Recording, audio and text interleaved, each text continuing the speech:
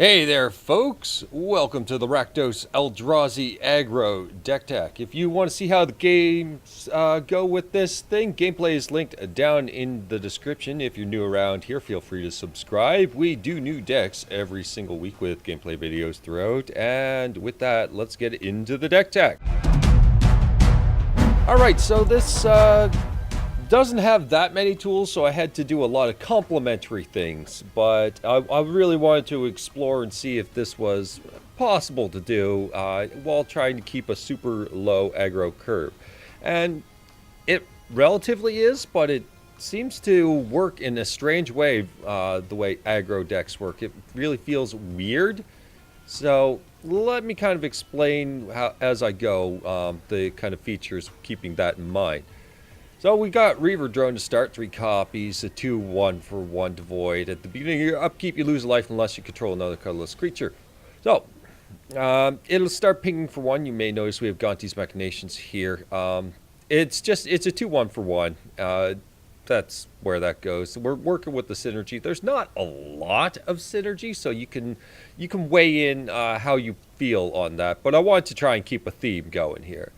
Then we got Bomac Courier as well. I mean, the 1/1 for 1 haste, and it's intended to get some card advantage later in the game. Although we function a little bit more like a heck bent sort of deck, it works fine for getting that initial start. Then we got the Gonti's Machinations. Now this is intended so that we don't have to care what our opponent's doing. If they're, if it's one of those games where our opponent doesn't realize they're not the beatdown and keeps swinging in and all that, or, they are the beatdown, then at least we can ignore that to a certain extent. Okay, we'll drop the Machinations and then start swinging ourselves and ignore their beatdown while enhancing ours. And at the end of the game, it becomes something of a reach mechanic at that point, where we can start just ripping apart their life total and switching that swing. And maybe get an extra turn of combat out of it. Something to really have to start making them think about things. Making them have to start playing defensively at high life totals, that kind of thing. Or, just maybe get in there a little bit too fast for a standard deck or a mid-range deck. A mid-range deck kind of gets in there at a certain point in time and starts hitting us a little heavier towards the end when our stuff suddenly starts being outclassed. Well, at that time, we've got this for the reach.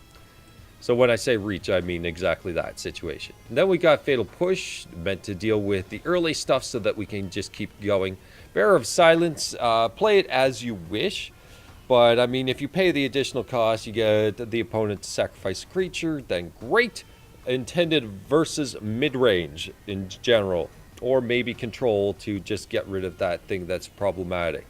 So just another reach mechanic to get rid of creatures and give us a 2/1 flyer as we're going as well. Don't have to activate it. Sometimes just drop it on its own for the extra damage numbers. Then we got Forerunner of Slaughter, 3/2 for 2. That's good enough for me, and it can give haste, to everybody if they want it. Everyone gets haste. Congratulations, you get haste. Lupine Prototype. Like I said, like you saw the curve. Lupine Prototype, completely realistic to get its curve down. If not, we've got vehicles to do the rest of the job. Up in the air about how many vehicles I want to be having, but it seems that this is okay. And then we got Scrap Heap Scrounger, just the recursive threat, and an additional 3/2 for 2 that just gets some beating going. We've got Hark around if we need to get into the air and start mopping things up from there. Same with the Smuggler's Copter, just trying to get us into the further... it's all reach. The deck is kind of built with reach in mind. So, yes, this will get us some loot and probably get us our lands. Lands are going to be very, very... we want them, basically. So... yeah, Smuggler's Copter, very helpful for making sure that we get there. Harness Lightning, again, another removal intended to get rid of stuff. Harness Lightning for 0 if we want to activate Gonti's Machinations, or we Harness Lightning for a large amount because of Gonti's Machinations. So it works either way with that, so there you go. Eldrazi Obligator, it's the whole steel creature, but, I mean, when you're stealing a creature, you're creating a 3/1, and you're stealing their thing. So it's a 2-creature benefit and a single creature loss on their end. That's enough of a swing right there. So that can really mess with things, especially, you get 2 hasty creatures. Yeah, it's a 3-creature swing for combat math. So it's pretty good. Then the synergy of the deck is Vile Aggregate. So it's a star 5 based on the number of colorless creatures you control. Trample, very good. And Ingest. Survives Languish and a number of other things. Ingest is fun. I've ripped off some amazing things off the top of opponent's library. Sometimes it's the greatest thing ever, sometimes not, but I mean, you start taking options of their draws away from them one way or the other. So I mean, it's good. It depends on your ingest luck, honestly. And my ingest luck lately has been real good. First ingest I got with this deck, rip a Glorybringer. So yeah, my ingest luck's good with this deck. But just pointing that out. And the Flare Drone, this one I'm kind of up and down on, like how many I want to add. I might drop it down to 2, not sure, but for now, 3 copies. And it's the 3/1 first strike combat mass versus maybe something like White Weenie. You can at least trade with their first strikers and so on like that. And if you're running against, I don't know, maybe a tokens deck that has a little less interaction with your creatures, you can start counteracting their life gain with a little bit of your life drain and, keep their life total on a respectable level. Then we got 3 Unlicensed Disintegration. And this is what modifies the curve, is this part right here. So you got 5, 6, 7, 8, 9, 10, 11 3-drops. I'd like to drop it down, so keep in mind that small numbers may change in that regards. But anyways, Unlicensed Disintegration, we do have the artifacts in here, as you saw, so we can kill a creature, get a little extra reach. That's basically it. And reward for dropping our hand down lower and lower. We get Hazoret the Fervent, the top end, with some extra damage and the ability to discard cards that we don't feel are value. Maybe lands once we're at that point. We are at 4 at that point, which is top of our curve. And that way we can turn on our Lupine prototypes as well, so that Hazoret and the prototypes can get in.